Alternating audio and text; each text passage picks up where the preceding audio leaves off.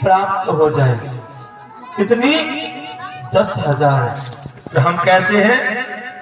इन 2 कानों से भगवान की कथा नहीं सुनते।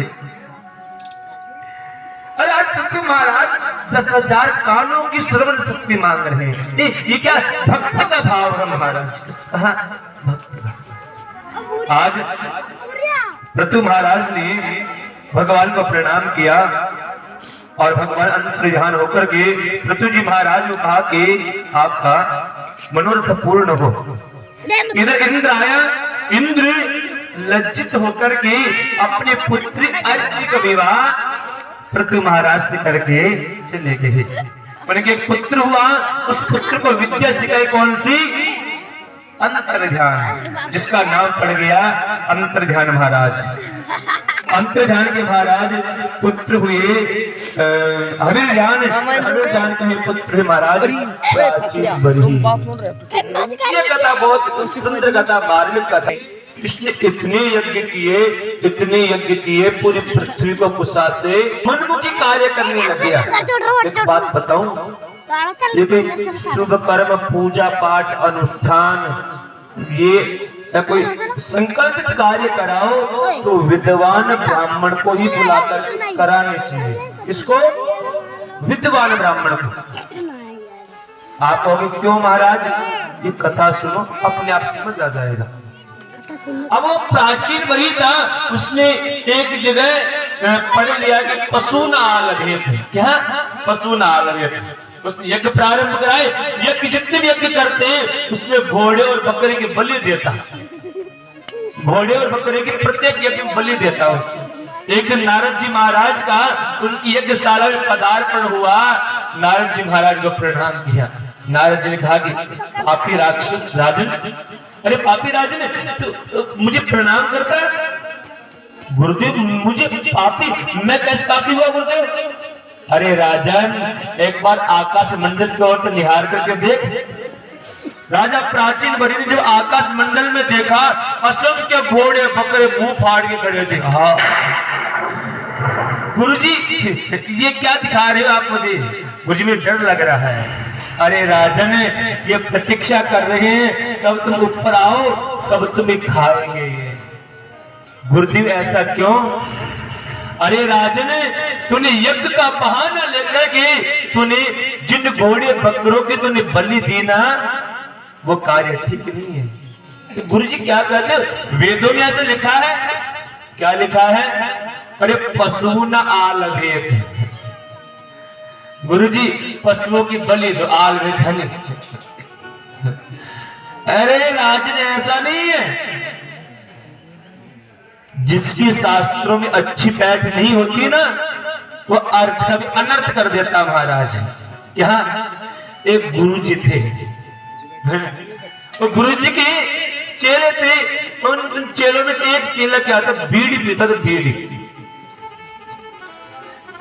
अन्य चेलों ने कहा गुरुजी ये बीड़ी पीता है, रात में कमरे में धुआं कर देता है, जिससे सोने भी नहीं देता हमको। ये कहा गुरुजी ये भोलू है ना, बहुत बीड़ी पीता है गुरुजी। गुरुजी ने कहा बुलाओ बोलो का। भोलू क्या बात है? हाँ गुरुजी बीड़ी पीते हो? गुरुजी कभी पी लेता हूँ। गुरुजी ने विचार किया, ये सत्य कह रहा है कि बीड़ी पीता है। अच्छा बोलो ऐसे करो, तुम 7 दिन में एक दिन बीड़ी पिया करो। एक दिन रविवार के दिन तुम बीड़ी पिया करो और सारे वार को बीड़ी पीना तुम्हारा बंद। भोलू ने कहा गुरुजी ठीक है। अब क्या हुआ? जब रविवार आए उस दिन भोलू बीड़ी पिए सबके सामने। सबसे कहे कि सब इधर आओ।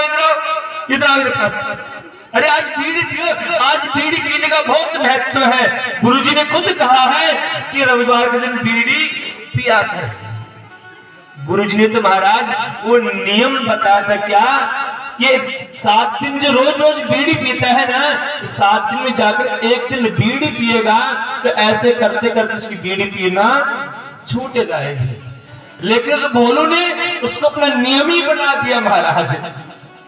जो ऐसे जिनके शास्त्रों पैठ नहीं होती ना, तो अर्थ का अनर्थ कर देते हैं। यदि पशु न आलवेत होता, आलवेत कर तो मारना होता।